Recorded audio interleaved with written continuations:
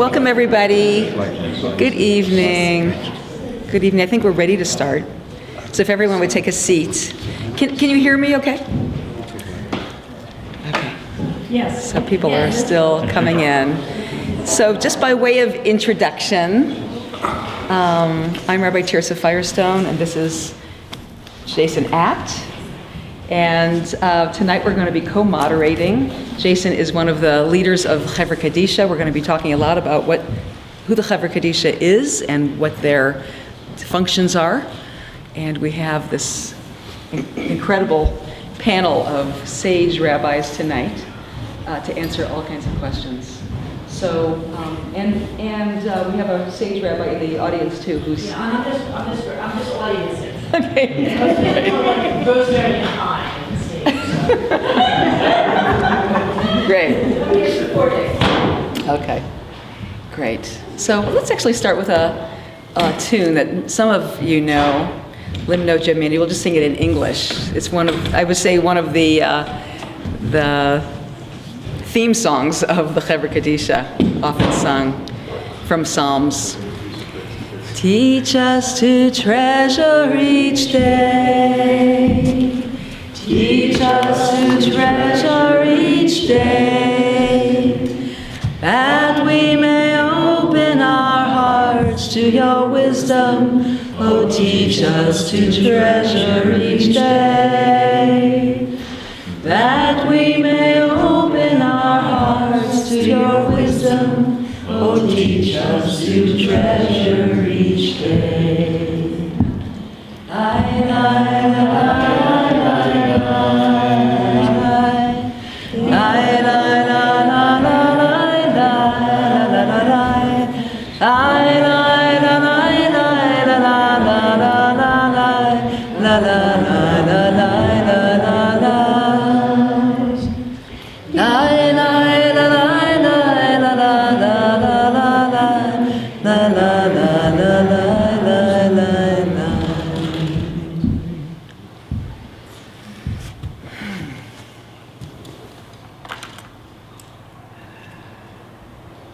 So I want to first thank Rabbi Bronstein and Rabbi Rose and HaShem for hosting us tonight, and thank all the rabbis who are participating from Chaver, the Boulder Rabbinic Fellowship, which is one of the ingredients that makes Boulder so special, I would say. And in particular, we are honoring tonight Chevra Kadisha. And we're going to talk about what the Chevra Kadisha is, what they do, and give them kavod tonight. All over the world, in Jewish communities, the 7th of Adar, which is the death date of Moshe Rabbeinu, of Moses, is the date that is celebrated or honored as the date when these invisible angels in our community are honored, even though it's really an anonymous sacred society. We want to give them kavod tonight, and to maybe even sign up for what they do if we're not already involved. Maybe we're going to make a donation for them. Tonight actually today's the 10th of Adar, so we tried to go as close as possible. Tonight I'd like to frame our talk with a very brief Hasidic teaching. Rabbi Simcha Bunim was on his deathbed, and as he lay dying, his wife was next to him, crying and mourning and just constantly bursting into tears. And he said, "My dear, what are you crying for? I have been preparing for this moment my entire life. My whole life was only that I might learn how to die. My whole life was that I might learn how to die." So learning how to die well, learning how to die and how to die well is something that we are going to be talking about tonight. And in a sense, we could say that it goes hand in glove with a life well lived, right? In Judaism, one of the things I love about Judaism is that we don't avoid the concept of death. We don't avoid the act of death. We don't avoid talking about it, discussing it, and studying it, and helping happen with dignity and with kavod, with honor. On the contrary, we say in Judaism that remembering that we are finite helps us live well. It helps us live mindfully and wakefully. It helps us wake up to this, what we're doing here on earth. King David said, "As for humans, our days are like grass. We flourish like a flower of the field, and when the wind passes over us, we are gone." You might say that's kind of depressing. Or you might say that's realistic. We are here for but a moment, a fleeting moment on earth. So in Judaism, we say that living with this kind of awareness is what it's all about. It brings us into full awareness to remember our dying and to make each day count.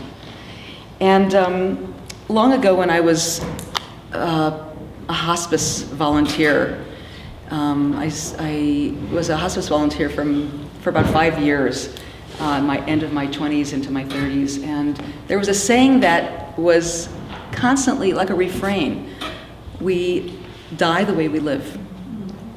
We die the way we live, and that was borne out time after time.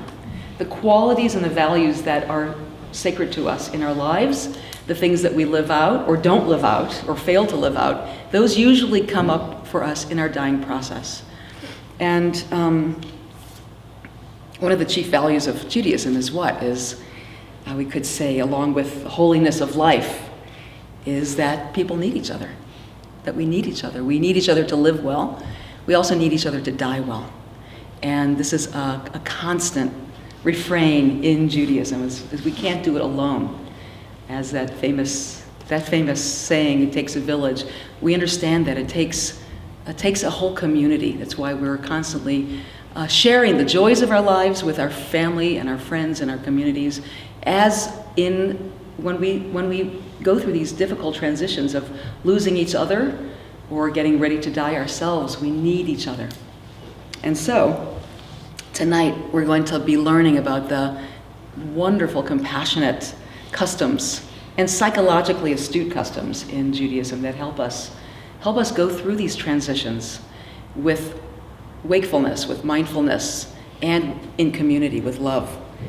And we also will learn who's there on a most practical level, who's there when somebody dies here in this county, here in this city, who is there in terms of spiritual friendship, in terms of the Sacred Burial Society, in terms of rabbis, in terms of the mortuaries, and what is done.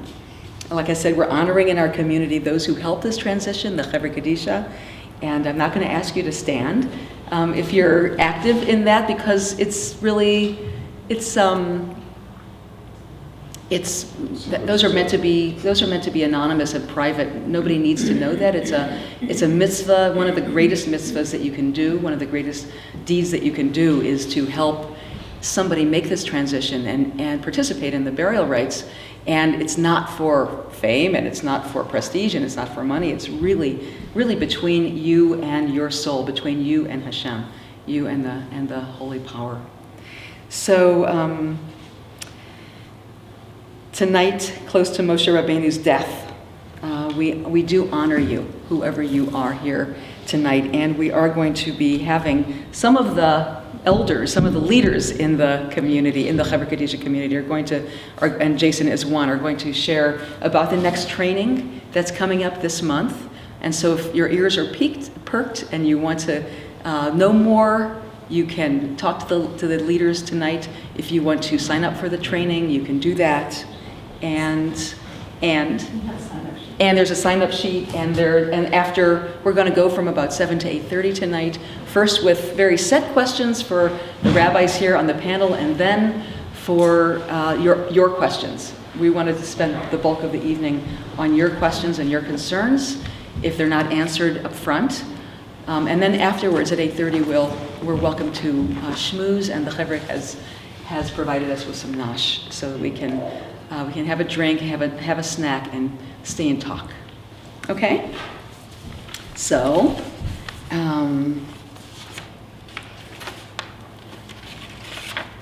I think we're going to start with some questions, and we're going to ask that the rabbis speak just briefly, maybe up to 5 minutes on these questions, and then we'll jot down your questions or register them if something is not answered that you want to ask later on. Rabbi Nadya, would you like to answer the first question? This is a question that's very, very basic. What do I do if someone I love is dying, actively dying, or is in hospice? What do I do Jewishly? What's the first thing I do and the second and the third thing? What do I do Jewishly is what I do as a human being. Because actually, our tradition has a lot of law and custom around what we do after death, and not so much around what we do as we approach the dying process, as we engage in the dying process.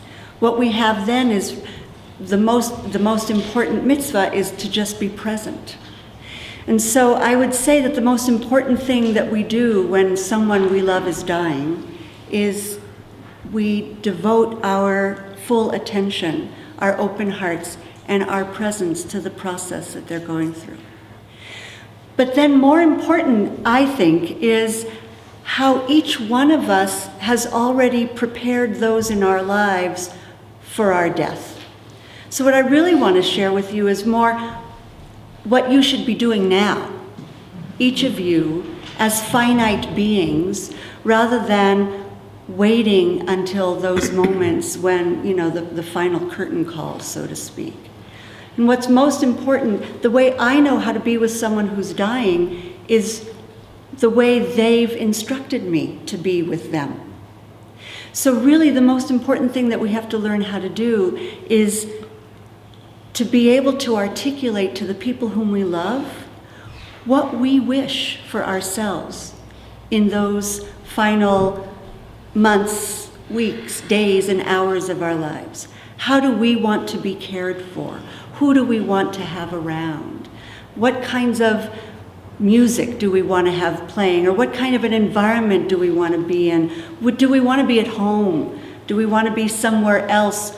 Believe it or not, there are people who don't want to die at home. They think it might be a burden for their family, right? So to know what I want for myself and to be able to share that with the people who may be there with me, that's the most important thing that we do.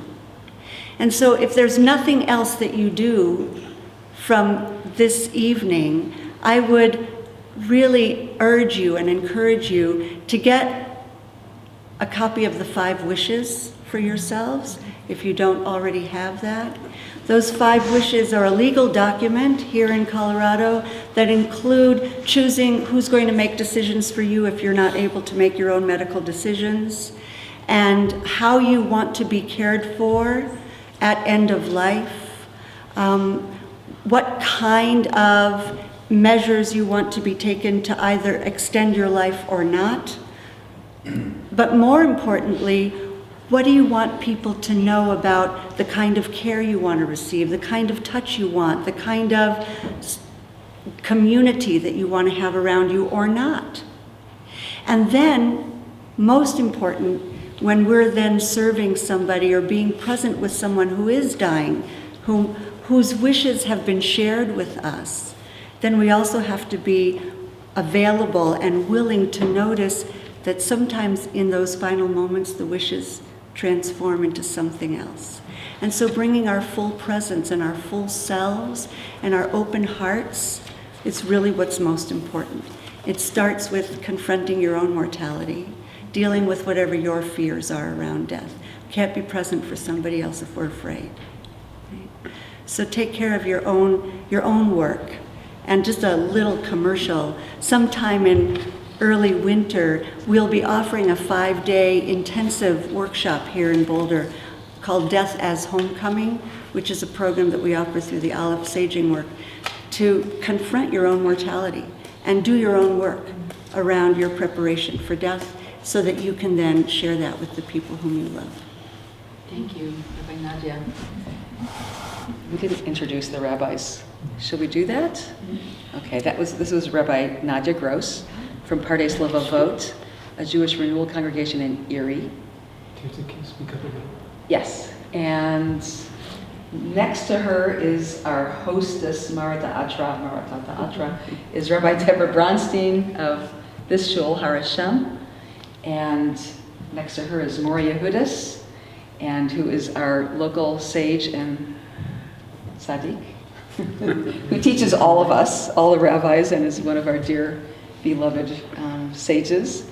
Rabbi Gavriel Goldfeder, just from Hilat Eis Kodesh, the modern Orthodox Chevra and congregation in town, and last but not least, Rabbi Marc Soloway, the conservative shul congregation, Bonei Shalom.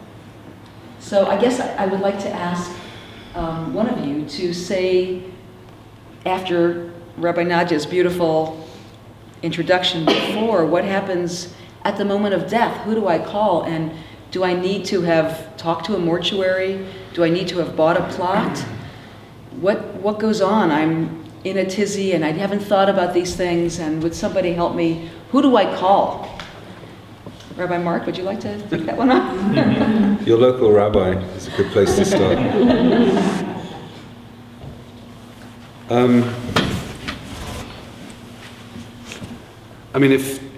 I think it's important to add to the beautiful teaching from Reb Nadya that if it's important to you as a family to have the presence of a rabbi in those final moments, there are some specific rituals around those final moments, specifically a vidui, which is a liturgy of confessional prayers, which a rabbi can often do, not that it has to be a rabbi to do it, on behalf of the person who is entering that dying phase. And so there have been, I consider it to be an incredible privilege and blessing. I have been around in that moment quite a few times. It's very powerful, very moving, and actually very beautiful honor to be there in that capacity. And so on the occasions when I have been there, it's sort of, not only am I able to facilitate that process, but then I'm able to sort of get on the phone straight away. So I mean, the people, in a situation where a family does want the services of the Chevra Kadisha, it's pretty important to let the Chevra Kadisha know as soon as possible. And then obviously, if there's no pre-need arrangements taken care of, then one has to make a decision about a mortuary that's going to work with you. And we have mostly we have two people here from Chris Mortuary who have served us extremely well in the community, and they have in their facility on Iris and 30th, they have a space where we can do the shmirah, which is one of the aspects of the Chevra Kadisha, which we'll be hearing more about, and the tahara, the preparation.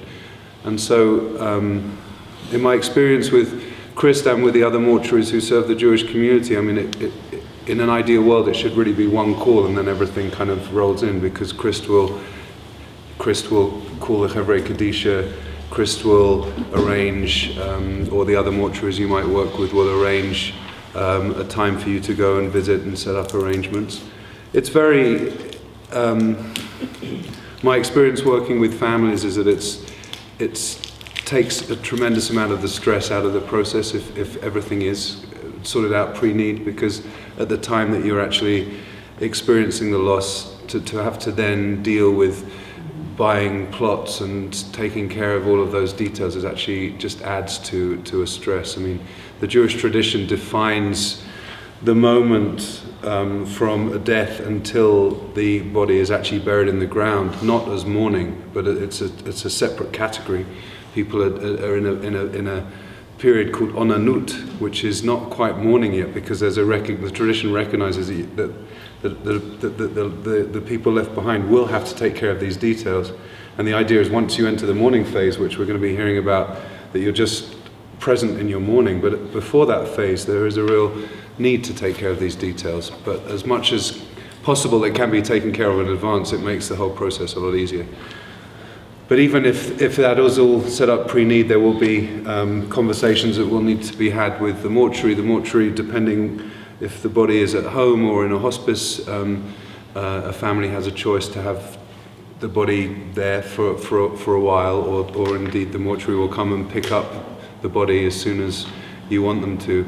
And it's very important that everything is being coordinated with the Chevra Kadisha, so that if we're setting up Shmirah, which is having someone in attendance with the body the whole period, that will be the rota of volunteers, and it is all volunteers. And I want to say, by the way, that I am so in awe of our Chevra Kadisha in this town. I mean, I feel like, I get to officiate at funerals, and I get to be there sometimes at the end of life, but I'm not one of these incredible volunteers who does all of that. And it really is a tremendous and holy service that these people are offering.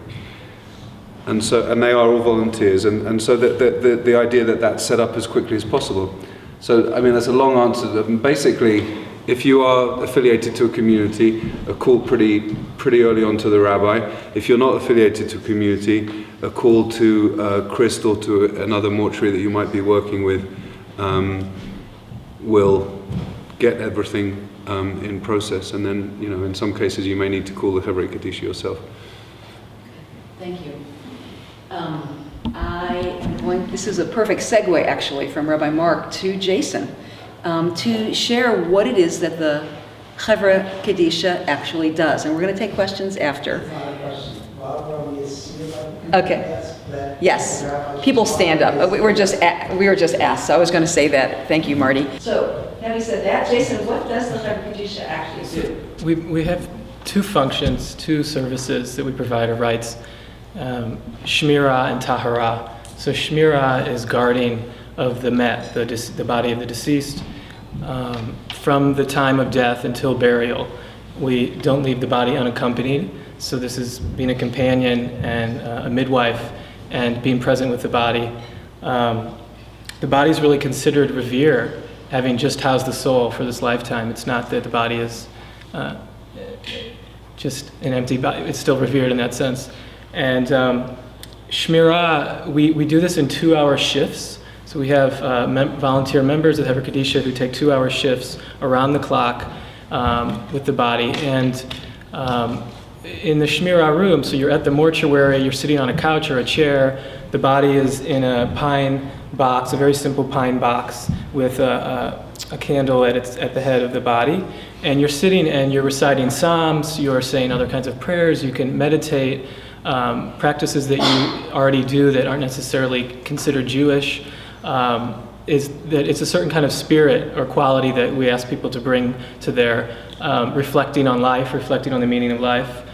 And Tahara, the other service, is the preparation, the purification ritual where we go through a process of washing the body using water and reciting prayers throughout that process. We'll get into this a little more, but just to give you an example, it's a very, very, very beautiful ritual. For example, when washing the head, saying, "Blessed is the head that housed your thoughts, words, dreams, and visions." While washing the neck, "Blessed is the neck that held your head and was the bridge between your head and body," for example. And throughout this whole process, it usually takes about an hour. This is done separately for men and women, so members of the Chevra Kadisha, women members will do this for a woman who has passed, and for a man who has passed, men will perform the Tahara.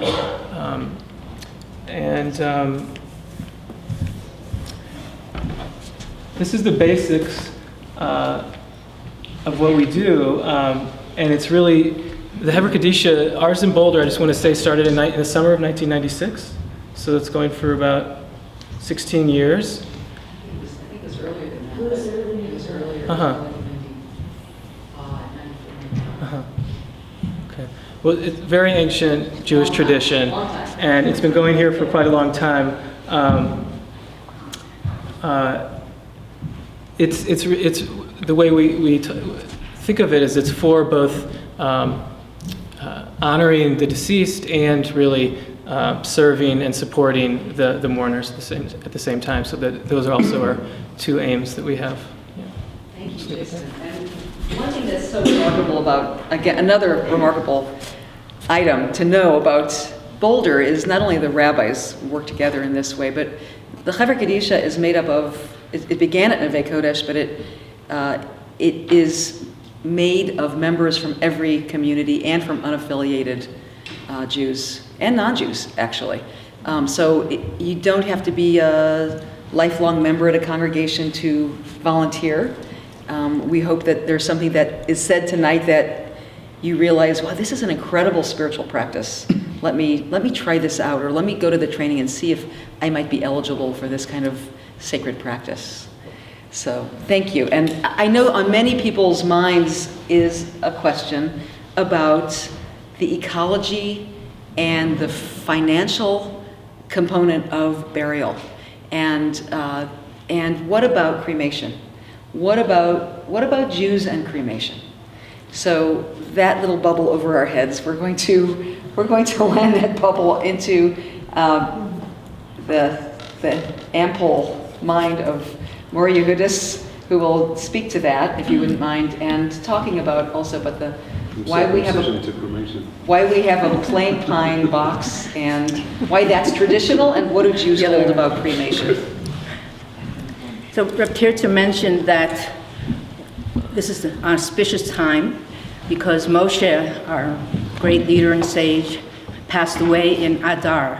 But there's actually a very interesting Purim connection. I was telling some children today that when Haman decided to draw lots, which is where the name Purim came from, he picked out the month of Adar, and he was very happy about that because Adar, he felt, this is a very unlucky month for the Jewish people because it's the month that Moshe passed away.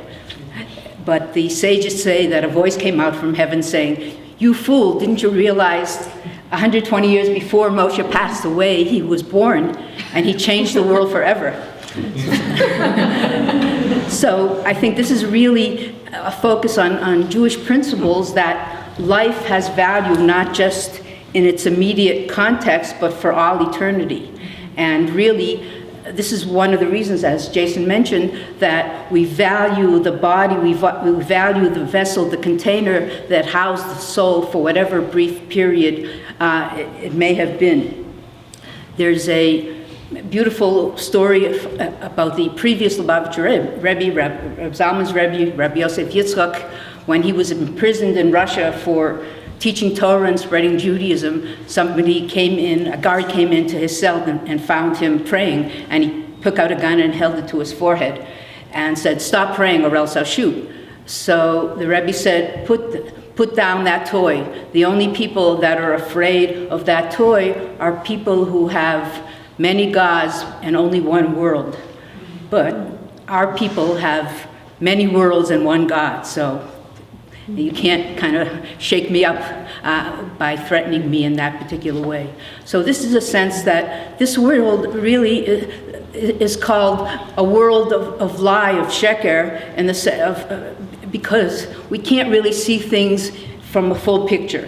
And the world to come is called the world of truth not because it's the more important world, but because it's the world where we see things from a much higher vantage point.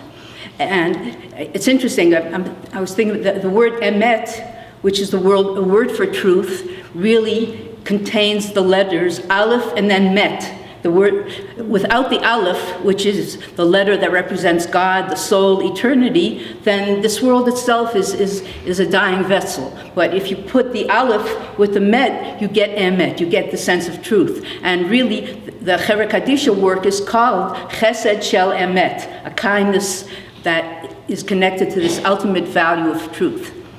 So in terms of this question of cremation and the pine box, really there's a kind of contradiction if you have some understanding of the ideas behind it. Cremation is traditionally discouraged and actually forbidden in Jewish law because it hastens the dying process. Whereas a pine box is meant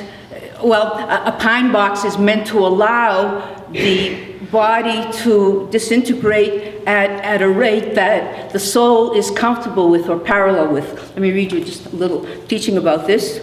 According to Kabbalah, Jewish mysticism, the soul does not depart the body immediately after death. Such an abrupt departure would be intensely painful for the soul.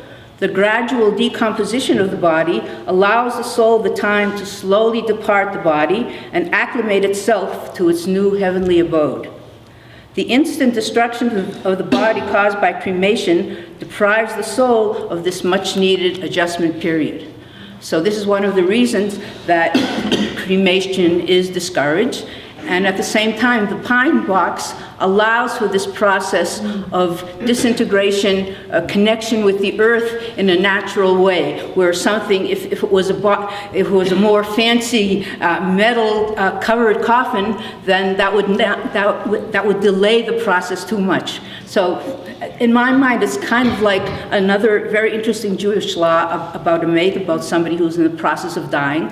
On one hand, we're not allowed to hasten the process of death, but at the same time, we're not supposed to delay it. So it's really all about the right timing. So it's very parallel to this idea that the body needs its time to return to the earth. As the verse in Ecclesiastes says, the soul shall go back to its maker, and the body shall return to the earth from whence it came. Now you might ask, what about all the people who perished in the Holocaust? So, and their bodies were burnt. So the prohibition of cremation is obviously if somebody not knowingly chose cremation, even though they knew it wasn't something that was encouraged in Jewish teachings. Whereas somebody who was burnt, obviously their ashes are considered sacred, and they have been. There are many stories of the ashes being restored to a Jewish cemetery. So, there's all kinds of kind of nuances in terms of how to deal with the situation. And even the question comes up if somebody who was cremated, should they be buried? And there's different, across the spectrum, different approaches to it. But basically, the premise is that they really deeply did not have a sense of what Jewish law was, Jewish philosophy and Jewish teaching and understanding, why that process is not so encouraged, and therefore it's kind of like somebody who committed suicide, and really that sense of pain was not coming from a knowledgeable place. They weren't making a choice in terms of their full sound mind and body, and therefore there's much leeway in terms of allowing that that burial to take place. So there is, again, this sense of compassion that the body that houses the soul is not to be cast away, but is to be allowed to return to the earth. And of course, the final kind of concept that's involved here is the concept of reincarnation. Or resurrection, rather, that there is a concept in Judaism that the soul will be reincarnated, resurrected in the Messianic age, and the body, both the body and the soul together, because it's the body and the soul together who can serve God in this physical plane by bringing holiness from the highest spiritual realm into the most physical, and we want to honor both sides of the spectrum. Thank you, Yesod Foundation. So, if you don't mind, I want to just add that, as a rabbi in a very liberal congregation, many people have asked to be cremated, and some knowingly and some not knowingly. Some are studious and have made a very deliberate, conscious choice to choose cremation, and that is occurring. That notwithstanding everything that Morah Yehudis said, and so beautifully about what our tradition holds in its essence, that is quite often the case in liberal Jewish communities. So if you're dealing with a loved one who has asked for that, their wishes are to be respected and revered, and each congregation in town, and any congregation that you might move to in the future, if you happen to move away from Boulder, will have their own specific shita, their own decision about whether cremains can be laid to rest in a Jewish burial place or not. If There are many stories that I have, I'm not going to go into, about the importance of burying some portion of the cremains inside the earth, so that there is that, like Morah Yehudis is saying, that biodegradable, that thing that happens of ashes to ashes and dust to dust, and that biodegradation that happens, that we become part of the Mother Earth again, and why that's important. So there are different ways to see this, and you should ask your rabbi about it. Yes. Yes, that's Rabbi for a second. Ask this rabbi. Please stand up. Okay, well, I'm Rabbi Gavriel Goldfeder, and there are also opinions that in Jewish law not to honor that request. If someone says they want to be cremated, that the survivors have the right to actually override that. I'm sure you're getting a sense of the variety of views that are here. So we have the lechachila, and then another approach, and then another approach which says even if someone says I want to be cremated, that the family is actually empowered to override that concern. That is also an opinion. Yeah, by halacha, but psychologically, there, we could have a conversation about that there might be psychological damage there to do that. I mean, Sure. I know that everyone at the table has been in this situation, and there certainly are psychological and spiritual consequences to that too, even if we're going by halacha. So it's a very complex psak to decide that. But anyway, thank you for there's a lot of texture here within the Jewish community. So does anyone else want to say a word about this before we go on? No, I'm not going to. I just want to say that it's a question that I could hear Reb Gavriel sigh before he stood up to speak, because it's a hard issue. It's a hard issue for everybody involved in terms of wanting to honor a wish, wanting to honor a parent, wanting to honor halacha, and wanting to comfort mourners. And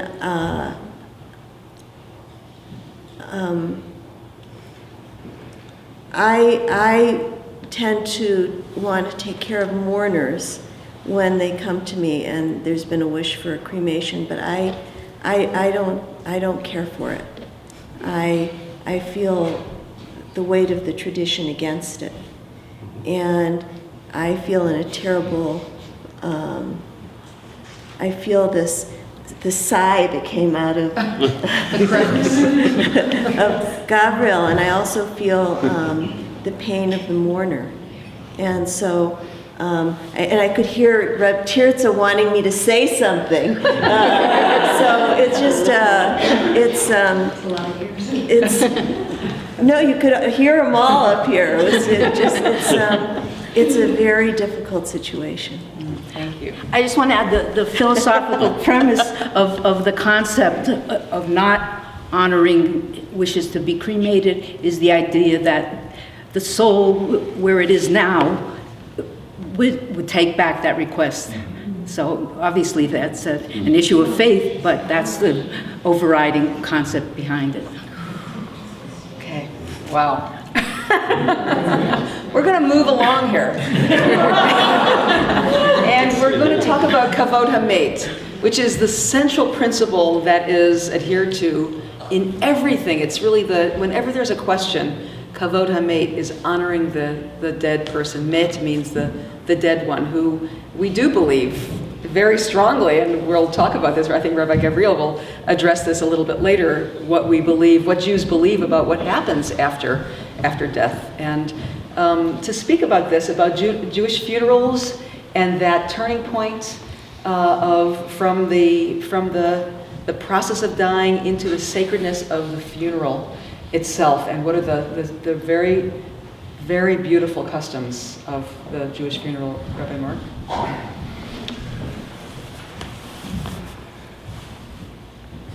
I feel like some of it is very much about traditional Jewish aspects, and some of it is about American, even though I'm not really American, but because there's very often just in terms of the type of service that a family want, and And in many cases, there are so many people who want to come and pay respects. So very often there is some kind of service before the actual burial, which is often in our various shuls, our various sanctuaries. Sometimes it's in the chapel at the various memorial parks.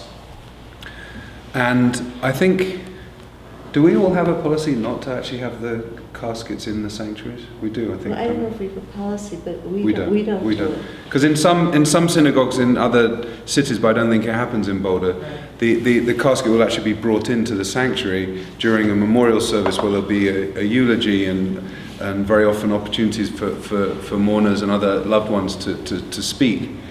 And then there's some liturgy, just usually a couple of psalms and perhaps the memorial prayer even before the burial itself. But most of us don't have that custom. So very often if there's going to be a procession, there'll be some kind of short service, or actually it's not, sometimes it's quite a long service in a shul, and the casket often will be in the funeral car outside in the hearse. And then as soon as that service is over, there'll be a procession from the synagogue to the cemetery. And in Boulder, as you probably know, we have two sections. There's no completely dedicated Jewish cemetery, but there are two sections, one at Green Mountain and one at Mountain View Cemetery, which is the one by the JCC and by the Diagonal. And Green Mountain is up on 20th and just west of Broadway. And so once the casket arrives at the cemetery, we've mentioned a couple of times this idea of chesed shel emet, which I understand is the truest act of loving kindness that a person can give in this world. All of the rituals around death are about kavod hamet, about honoring the dead, but also there's this idea that we can't, in any way that we can recognize, as Reb Tirzah implied earlier, we can't get thanked for this. It's a mitzvah that we do from a place of pure love. And so, and it's considered to be one of the most important mitzvot that we can do, and yet at the same time, we recognize that we're very reluctant to be doing it. We don't want to do it. So some of the rituals in a funeral reflect that obligation with reluctance. So the first piece of that is that very often there is a procession where the pallbearers will come and take the casket from the hearse, and there's verses from a psalm that are said, and often the rabbi, when I'm officiating, I'm kind of leading this process, we will stop 7 times between taking the casket from the hearse before it gets to graveside. And that process is about saying, this is something we really, really have to do, but we really don't want to do it. So it's not like something we're rushing into. We're not like, come on, let's get there. It's like this very slow and graceful kind of journey, the final kind of journey on this earth, as it were. And it can be very powerful. Some people, I remember when I went recently to Rabbi Yisrael Rosenkrantz's funeral a couple of months ago. There's a big tradition of the final moments before a burial, of a process of teshuvah. I mean, it doesn't have to be kind of completely over the casket, but just to really before that body actually goes into the ground, to just really look inside and see if there are things that really still need to be let go of, in terms of, are there things I need to ask forgiveness for from this person? Is there something that I need to forgive them for? And I think that's a powerful emotional and spiritual ritual to do before the casket actually is lowered down. So then what normally happens is that the casket is held on a kind of metal frame above the grave. And at times, if it's only a graveside service, the eulogy typically would be made at graveside, whether it's a eulogy by the rabbi or a eulogy by family members. Typically, there are 2 psalms. Very often, Psalm 121, Esa'anai el ha'harim, I lift up my eyes to the mountains. From where does my help come? Which in both of our cemeteries, when you've always got a backdrop of these magnificent foothills of the Rockies, it feels very poignant to say that psalm, I find. And then often Psalm 23, the Lord is my shepherd, the psalm is often recited. And then the eulogy. And then usually, the way I lead a funeral is to to do one psalm, then the eulogy, then another psalm, and then after that the casket is actually lowered into the grave. At which point there is the traditional El Malei Rachamim, which is the memorial prayer, the traditional memorial prayer that really asks that this soul be protected al kanfei Shekhinah, on the wings of the Shekhinah, that and tzoro b'tzoro chachayim, that it'll be bound up with the eternal bond of life, which is the main focus of that memorial prayer. And then it's the actual burial itself, which, as you know, I'm sure, going all the way back to Abraham in the Torah. Abraham has a very specific negotiation. The first actual transaction in the Torah is over a first sale of land is buying a plot for burial, and there's this idea of from that the Jewish tradition is to bury our own, and so that's where the tradition of really everybody participating in the burial, which is very powerful, very visceral, very difficult in some terms, but I think psychologically it's very, very profound, because it gives a sense that when mourners are actually seeing that earth go over the casket. And again, there's a tradition which again, of showing that this is something we have to do, but something we don't want to do. So some people have a tradition of shoveling the earth on the back side of the shovel to show that it's not the most efficient and quickest way to fill in the grave. And there's also a tradition of not passing the shovel to someone, but just sticking it in the mound of earth and allowing the next person who wants to participate to pick it up and do that. Yeah. And so then the idea, and we can talk about the mechanics of this, but I know that I talked recently to the director of Green Mountain, and they're going to be doing something different for us in terms of whether because traditionally we like to bury the whole casket, and in Colorado we have to have these concrete vaults. Maybe that's a separate issue, I'll leave. But once the casket is completely buried, the energy completely shifts from being about kavod hamet, which is honoring the dead, to nichum avelim, which is comforting the mourners. So that's the first moment that these people who have been in onanut, they've been in this kind of in-between limbo phase, are now officially mourners once that casket is actually buried. And then they say their mourners Kaddish for the first time at graveside. And then after that, traditionally there are 2 lines are made of all of the other people, apart from the direct mourners, making 2 lines, and the mourners are actually encouraged to walk through those lines and receive the greetings from the other people there. And the traditional greeting is Hamakom Yenachem Etchem B'toch Sha'a Avlei Tzion V'Yerushalayim, which means may God grant you comfort among the other mourners of Israel, of Zion and Jerusalem. Or just people saying, offering a greeting of comfort, and that's a powerful notion. And then the final thing I'll say is that there's a tradition when we leave a cemetery, as you know, to wash our hands. As an idea, there's a particular type of tumah, which is a quality. It's very hard to sort of spiritual schmutz, as it were, that hangs around in cemeteries. And so as we leave the gates of a cemetery, and again our service providers always make sure we have water and a little cup, and so there's a tradition of washing your hands as we leave our cemetery. So that's Funeral 101. That was great. Well done. And that leads us directly into what happens next, the meal of consolation and the Shiva. And Rabbi Deborah, would you speak to that?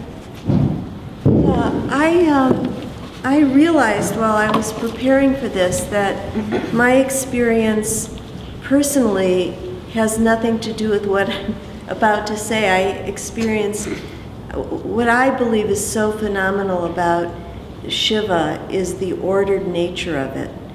And my experience as a child was that I was handed my Aunt Beatty and told, don't let her talk to Grandma. And for my other grandmother, my Grandma Lily, I was handed my great uncle Aaron, who had been traumatized by the riots in Cincinnati, and he thought they were a pogrom, and had never left his apartment all those years, and he sat and held my hand the whole time. And I don't remember the Shiva. I just remember holding on to my disparate relatives at each of them. But what's remarkable about the customs of comfort is that they are, first of all, they're excruciatingly honest.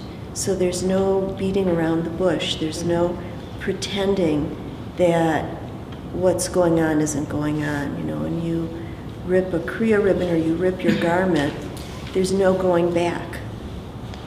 You can't unrip anything, and you hear the sound. When you place dirt, you don't, when you hear clods of dirt on the casket, you can't unhear the clods of dirt. And even, and you understand what I'm trying to say, because I've got to keep it short. But then the extraordinary opportunity to walk between two aisles of people who love you and say, Hamakom Yenachem Etchem, may the all-present one comfort you amongst all those who mourn in Zion and Jerusalem. It's like, it's pounding with community. And the moment you might feel the most alone and confused, like my Uncle Aaron, you have this, like the Red Sea surrounding you, that be comforted. And so there's this excruciating honesty about the pain of death and the honesty of community, that we're not going to let you go through this by yourself.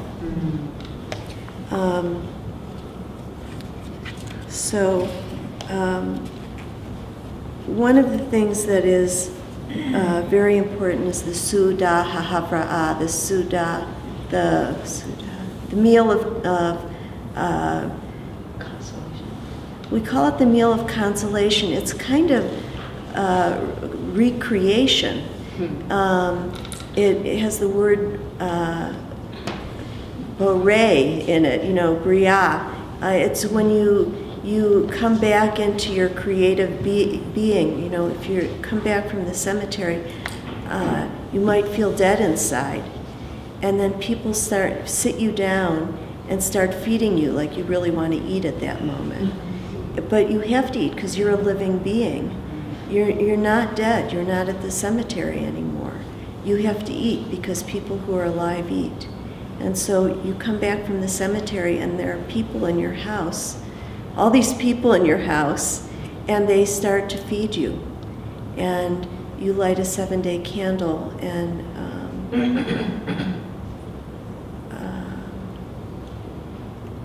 see the eternity of a soul. So there are all these signs of life right away.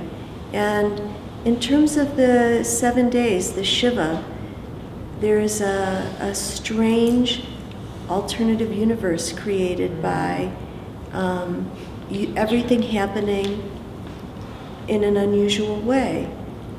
You're sitting down. People come in the door, they don't ring the doorbell. They just walk in. You don't greet them. They speak to you. I mean, nothing's the way it should be. You don't prepare food to give them. They prepare food to give you. You sit silently if you feel like it, or you talk if you feel like it. They wait. It's a weird alternate universe, and during that time, everything that's become disordered in your mind, or about how did I feel about that person? Is that person really gone? Can't I pull the days back? No, just all of that in this strange altered universe where you're not wearing any shoes. All of a sudden, things, not all of a sudden, slowly have the chance to reorder. And if being fed wasn't enough, there are services 3 times a day which reorder the soul life. And that's what Shiva does. My experience with the Shiva with Aunt Beatty and Uncle Aaron weren't really like that. but they were trying to be. And I'm grateful to the tradition to have such ordered, strong symbols and ways. Beautiful. Thank you. You really carried that, that aura of a Shiva house to us. Thank you. I think that the last question that we're going to take, and then we'll host your questions, is about what we believe as Jews happens to the Met in terms of the consciousness. And we'll start with Rabbi Gavriel and Rabbi Nadya, if you want to add too, please. Did you stand? I will. I was actually going to defer to Rabbi Nadya first. I already spoke. Well, Go for it. yes, but I've thought. Well, the honest answer is no one knows. And the reason why that's such an okay answer in our faith is because our faith is very much devoted to this life. And there's only hints that are mentioned in the Torah that there might even be life after death. There's a couple letters, a couple words here and there that imply something happens after you die. For example, it says, Az Yashir Moshe, then Moses will sing. But it's in the future, implying that Moses will come back again and sing again.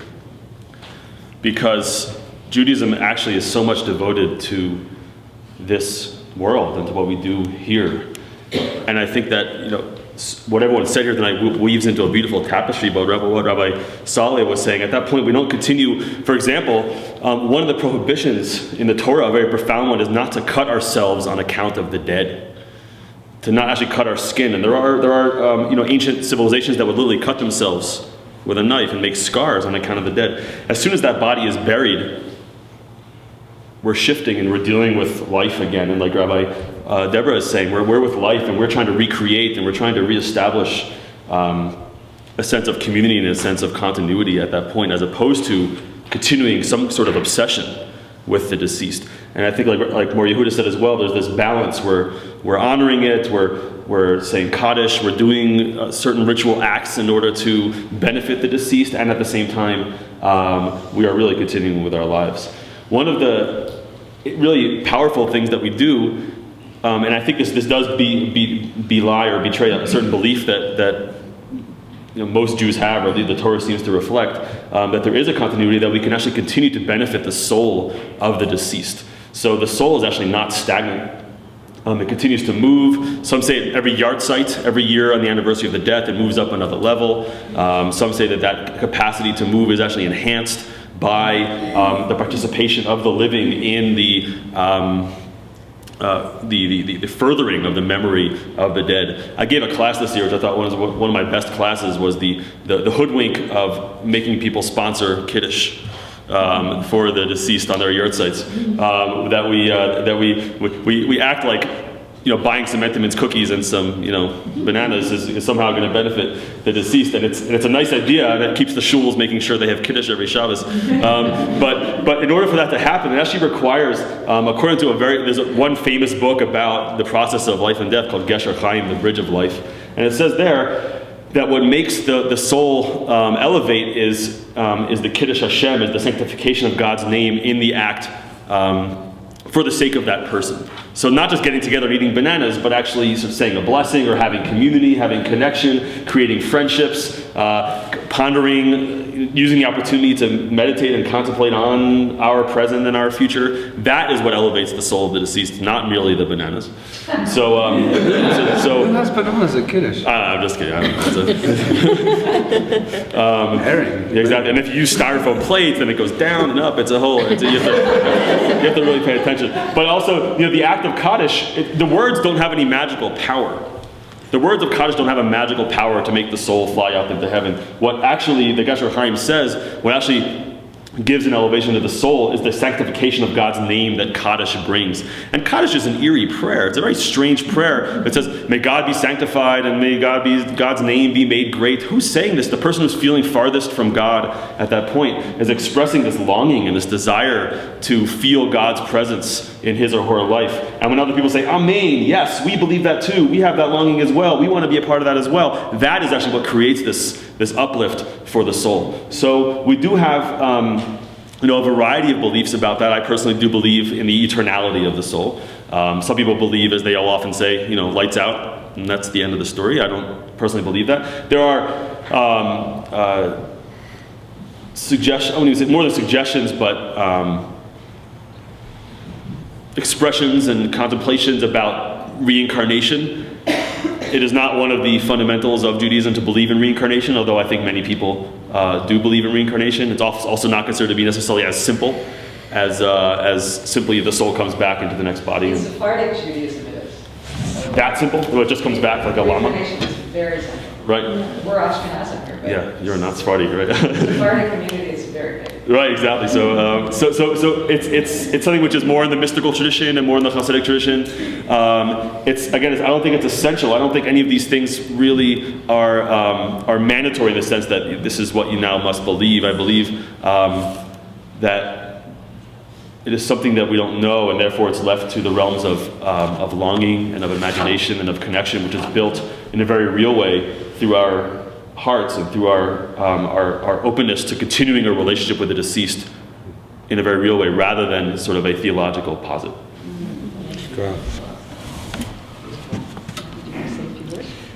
Yeah. And Yeah. Yes, and.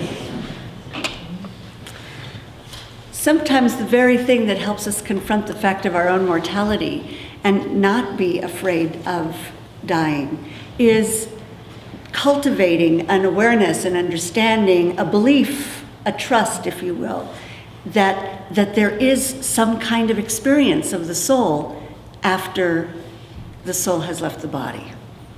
Not only that we ourselves, after our own death, will continue to have some kind of experience, but that we who are left behind when our beloveds die can still have some kind of experience of them in that realm. And so I love what you said, and I have so much respect for that, and the fact that really our tradition is about so much about our lives here in this realm and what we make of it and how important it is. And one of the reasons we want to accept our mortality, the fact of our mortality, is so that we don't waste a precious moment of the gift of life that we are living. And at the same time, I don't want to disrespect or deny anybody's experience of an encounter with souls that are no longer in body. How many of us have sat shmirah and felt the presence of that person there? And it's even more profound when it's someone whom we didn't know in life, and we have an experience of them that later we might go to the Shiva house and hear stories about that person and realize that the experience we had was real. When we are performing tahara, we start by asking forgiveness for any disrespect or any discomfort or any embarrassment that we might cause. We ask that question because we have a sense that the soul is still hovering nearby. Morah Yehudis spoke about the importance of burial because of the time that it takes for the soul to disengage completely. Our mystical tradition talks about 5 levels of soul. And so the 2 levels that have been most identified with this lifetime may take a long time to make their transition, to get used to the fact that they're dead, and to be able to leave this realm and trust that the people that they have loved and cared for and who care for them are going to be okay. So many of our practices, even in the Shiva house, why do we cover the mirrors? Because if the soul comes to the Shiva house to be present with us as it is wont to do, we shouldn't shock the soul when they pass by the mirror and realize they can't see themselves. So we do have also an understanding and a tradition around something that continues to happen. And yes, it's a great mystery. We don't know what it is. We can posit all kinds of things. There are marvelous stories that are told from the Hasidic tradition in Kabbalah, and I'm sure that many of us here could spend hours telling each other our own real stories and experiences. And so what I want to say is, we don't know for sure, and it's all true. Wow, everyone let's all take a big breath. That was beautiful. Very, very rich. There's so much here. We do want to open the floor right now to your questions and concerns, and if you would limit yourself to asking a question rather than telling a story, if possible, that would be really... A question I have, we have many people in the community that are, one member's Jewish, one member's not, and they would like to be buried side by side, and the Jewish person may like, if they had the option, to be buried in the Jewish sacred space at one of the two locations. What are the options of that circumstance? I pose that to anyone who wants to answer. Depending on your congregation, there are different policies.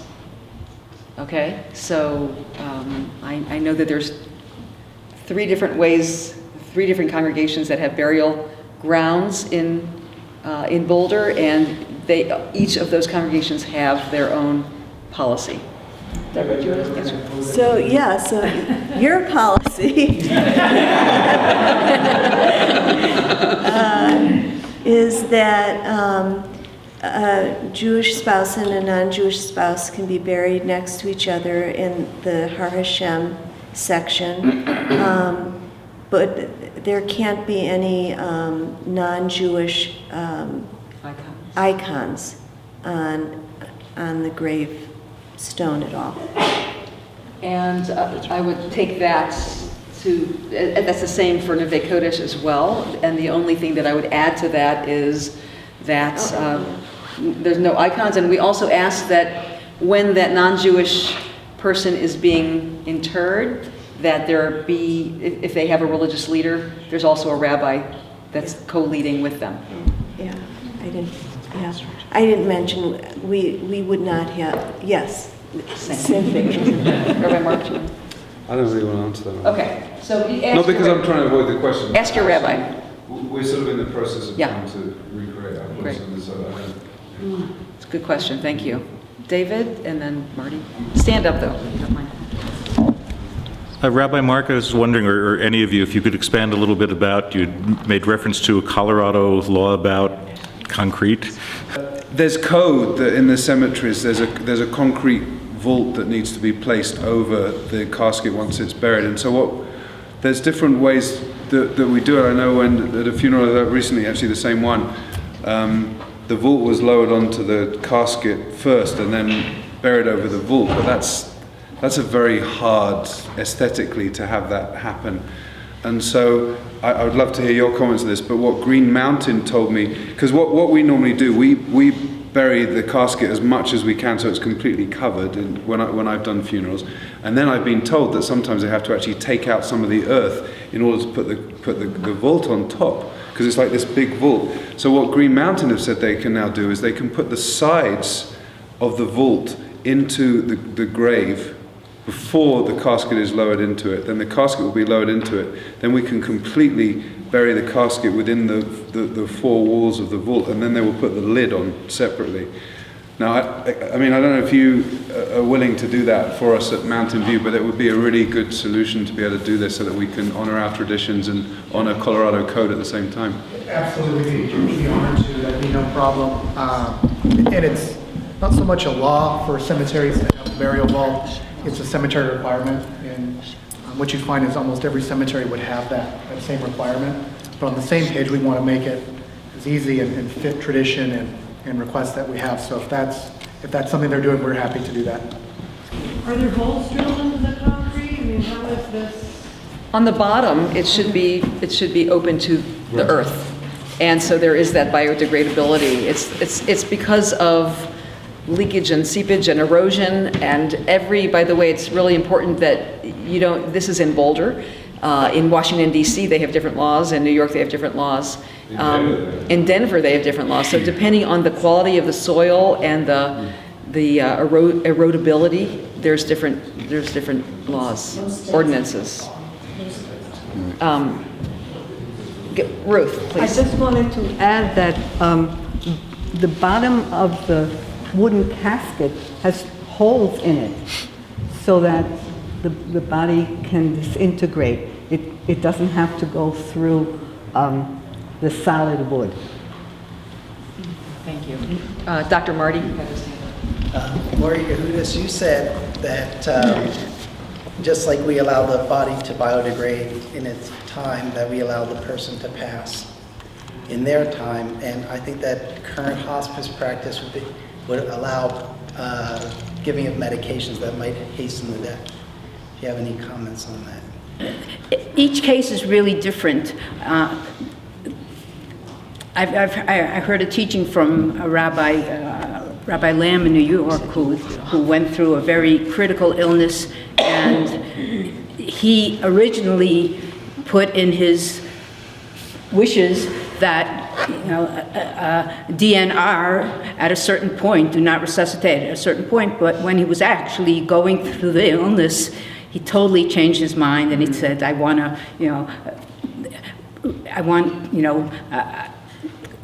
to really try to, fight for life, basically, beyond what I had originally thought theoretically. So each case, I think from a traditional perspective, each case is, you bring in doctors, you bring in rabbis, and they kind of try to come to some consensus together of what the right measures are. But it's very complicated issues involved in the sense of, taking, as you know, from cases in recent times of, there's a difference between putting somebody on life support or removing life support. So there's many complicated issues, both medically and theologically. So again, I think the best answer is each case is judged on its own conditions. Thank you. Related to that, and something we did not actually discuss this evening, is the question of organ donation, which plays in very importantly, and even in the Orthodox world, there's a substantial split between brainstem death as death and cessation of breathing as death. And there are definitely opinions that brainstem death qualifies as death, and the ramifications of that are important in terms of organ donation, because there's, I think, a lot of fallacies and a lot of myths about organ donation in the Jewish world among all people. Most people think, Judaism says that you can't donate organs, and the stories I heard growing up was because when the Messiah comes, make sure you have your kidneys. And I don't want to disrespect it, because I think that's, again, we're talking about things that are very, very, I think you've seen, we're talking about things that are very lofty. These are intersection between the physical and the spiritual. It's not a simple equation. At the same time, there's an organization that I actually am a member of, which is the Halachic Organ Donor Society, which is an organization started by an Orthodox rabbi, and there's many Orthodox rabbis who have either signed on or consented and agreed that certain kinds of organ donation actually are acceptable, assuming brain death qualifies as death, and then and only that the organs would not be harvested and put in storage, but organs would only be harvested if there's an immediate person who would, so it would have an immediate effect on the well-being of another, as opposed to sort of abstractly harvested, because many organs that are abstractly harvested are actually ultimately disposed of, and not, which would be a sort of a violation of the sanctity of that original principle. But the principle of saving a life, according to this view, trumps sort of more ethereal spiritual concerns when there's an immediate life that can be saved on the line. So I think it's an issue that certainly, I'm sure we all have views on it, but it's an issue that should definitely be explored. Among the 5 wishes is to really understand that. But that, again, has ramifications. To your question, Marty, about how do we make that decision at that last moment? If you're a person who, again, aligns with the brainstem death position and you want to be an organ donor, then that might color the question concerning medication, hasten or removing barriers to death, if there are, again, ramifications of a person. We hear stories about people who save 15 lives, within their death, 2, lungs and kidneys and, retinas and skin. There's so many different ways. So, again, this is very personal and very deep, but I think there are wide views, and it is worthwhile to have a conversation with someone, a spiritual leader or a rabbi, who you can really bounce these issues off of, really at the right time, to prepare ourselves, as Rabbi Nadya said in the beginning, to really get ourselves oriented on that question, because at that moment it's very hard to figure it out. I want to say very quickly that there's a big difference between in halachic terms, between removing nutrition and giving drugs that could hasten the end of life. So, like the whole Terry Schiavo feeding tube case, which was incredibly controversial and painful and very public. From again, there are very different perspectives, but certainly within the conservative movement, that the removal of that nutrition would have been completely within the realms of halakha, because she was defined as being no brainstem activity. But to actually give drugs that could hasten the life would be different. Actually referring to euthanasia. No, I know. Use of morphine or anti-anxiety medications to alleviate pain, anxiety, delirium. Oh, you weren't referring to euthanasia, you say? No, I was referring Oh, to yeah. Yeah, keeping a body comfortable is, keeping someone comfortable is Yeah, I don't primary. think there's any reservations for that. Okay, so hold on, Rick, and then Andrea, and then B, please. If somebody wasn't buried according to Jewish tradition, is there anything after the burial that can be done to help the soul? And then, just because it's in the news, is there something that could be done after the burial that could hurt the soul, such as Mormon baptism after? But both. The first question is very important, and then An article in the New York Times yesterday, and our dear friend Rabbi Moshe Waldock answered that so well. I mean, there's really nothing. There's nothing that can be done that affects the soul. And there's no baptism or Mormon prayers, or that's just I mean, it's disrespectful, but it's not. It's disrespectful, but I mean, if they believe it, it's just disrespectful. But it does not have any effect on the status of the soul. We'll just put that over here. So Rick, we just want to be sure we understand your question. So your question is, once the burial has happened, if it was done in a not traditional way, or in an improper way, or is it? Or if there wasn't somebody with the body for the period from death to Right. burial, if there was it wasn't in a proper casket, those types of things. Right. That I presume you would say somehow is difficult for the soul in that transition. Is there anything that can be done after? It's a good question. It's a very good question. I'm happy to try to answer it, and not based upon research, but just based upon instinct. Is that nothing can be done retroactively in terms of the process of burial, etc. But as I mentioned before, there's so much that can be done for the benefit of a soul, and I would pay attention to that. That particularly around that time, if there's a sense of, well, okay, we didn't quite address the spiritual needs of the mate of the deceased at that time, and we might have not had shmirah, we didn't do a tahara, we didn't we buried in a metal casket, something like that. There's nothing that can be done. I mean, disinterment is obviously a very, very traumatic process. It does happen sometimes when people do disinterment, but that's usually for other reasons. Maybe maybe someone was buried in a non-Jewish cemetery, for example, and they want to sort of move that. That's one reason why people have done it. But I think just to redo what was undone, I think it would be probably more of a trauma to redo that, to do that, than to actually to leave it and to consider what we can then do subsequently. Meaning, I don't obviously benefit from this personally. Giving money to the Chevra Kadisha, volunteering for the Chevra Kadisha to help other people be able to have that opportunity, being more aware of ourselves and our own needs. Those are ways that we can start contributing to the spiritual reparation that might have been imperfectly done at that time. But also, no, I also think, Jewish law is very careful about making a difference between something that's lahatchila and b'di'evid, which means something that's before the fact and something that's after the fact. And I think in terms of, because I hear in your question a little bit like, sometimes the unresolved feelings and the guilty and shameful feelings of the mourners who think they didn't serve a loved one in the right way. But after the fact, I think one really is obligated just to, as Rabbi Gavriel was saying, to really think of the soul, but also to let go of any of, if something was done because we didn't know, or we didn't know what was going on. But Di'eved, like after the fact, it's like everything's counted as if it was proper. In my view of things. So I think there's an important need to let go of unresolved feelings about it. Because I read an interesting question that was asked to a rabbi about a family that wanted that their parents were buried somewhere else in a different state, and they wanted to know if they could bring the body of their parents to where they lived. And the answer the rabbi gave, might be different answers, is if that's so important to you, you move to where your parents are.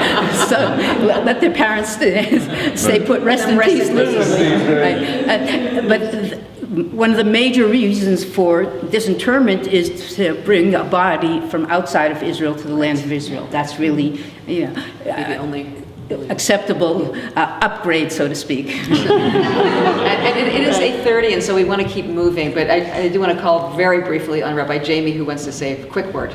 So I just wanted to answer your question differently. I'm Rabbi Jamie Korngold. I'm not a halachic rabbi, so my answer is a little different. I had a family come to me, and I've had this happen more than once, where when their loved one died, they were not really practicing Judaism. The person was buried in a non-Jewish section of the cemetery, and later they came back to Judaism and felt terrible about the burial.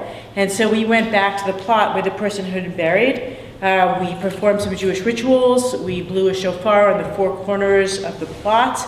We said the prayers that had not been said at that time. And I can't speak for the soul. I don't know how it changed things for the soul.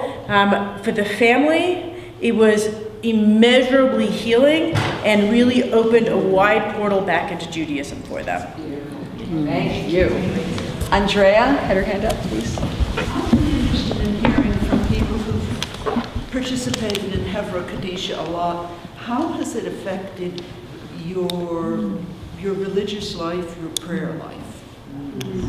Now we're going to move the spotlight away from the rabbi's table and to people who are practitioners of this powerful spiritual practice. Would anyone like to speak to that? Very, very good question. Magida Charna. I would say that the reverence for life, the preciousness of life, pops like no words can possibly describe. There's something about feeling or seeing, depending on the task, the stillness in front of you that opens up a sense of true gratitude and joy for life. The respect for the process is immeasurably important, and the opportunity to deepen the invitation into the tradition occurs because the wisdom of the practices are of such a extraordinary nature that curiosity of how to learn more and enter in more deeply, a great avenue is created for that. Thank you. Let's put in here that there is a training for anyone who's interested. It doesn't mean that you're signed up for all of life, but that you are trained to do it on March 18th, 1 to 2 p.m. March 18th, it's a Sunday, I believe, from 1 to 2 p.m. at Christ Mortuary on the 30th and Iris, right? Okay, and we have one more question from B, and then, yeah. I'm wondering about the guidelines on, if you're the person who's dying, on guidelines for if somebody's thinking about stopping eating and drinking. So if it's a choice by the dying person just to cease intake, nutritional intake, it's a very important question. Rabbis?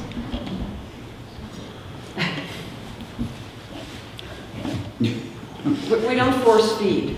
Yeah, that's we don't force feed. There's nothing coercive, and it might be that the mourners or the rabbi or the people around the dying person might discuss this carefully with the dying person and flesh out why and what are you trying to do and what's your motivation and what do you think will happen, and get different doctors' opinions on it. But there's no force. There's nothing forceful to preserve a life. So I just want to say that for all of my life, or most of my life, I've had pets, house pets, and been amazed to learn from them about the grace with which they accept the end of their lives. And in every case, my cats and dogs have signaled to us that life is coming to an end when they stop eating and drinking. And I remember the very first time that happened with the cat, we actually tried to, we made all of her favorite delicacies. We did everything in our power to get her, and there was nothing that was going to make her eat or drink. And so I marvel at the fact that we can accept that in our pets. We see that in the animal kingdom, and we say how wise they are, that inner knowing that they have, that wisdom. And then when it comes to human beings, we somehow deny them that wisdom. So everything, I walked in on the question, I think it was a question about medication that might hasten death, but is also about making a person comfortable. Everything in our tradition around end of life has to do with intention. What is the intention, right? And so if a dying person doesn't want to eat or drink because it just hurts too much, we're not going to force them. Right? So we have to be careful. What is the intention? It's the same thing about medication. If our intention is to alleviate their suffering, their physical pain, even though we know that that a little bit of extra morphine might mean that they'll die tomorrow rather than Wednesday, right?